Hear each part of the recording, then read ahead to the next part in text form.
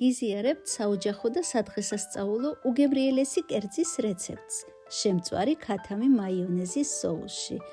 გასუფთავებულ და გარეცხილ ქათამს მოვაყაროთ მარილი, წითელი წიწაკა და კარგად შევაზილოთ ორივე მხრიდან.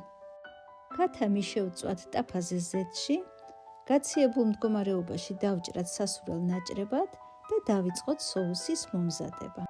ჯამში მოვათავსოთ ხმელი ქინძი, უცხო სუნელი, ზაფრანა, წითელი წიწაკა, მარილი, ნიორი, მაიონეზი. მე გამოვიყენებ სლობოდას უგემრიელეს მაიონეზს.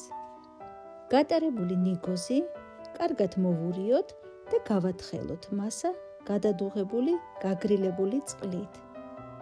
შემწვარი ქათმის ხორცი გადავიტანოთ სასურველ ჭურჭელში და ზემოდან მოვასხათ სოუსი.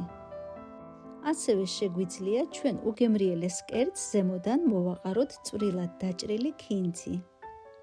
შევდგათ მაცივარში 1-2 საათით, შემდეგ კი გემრიელად მივირთვათ.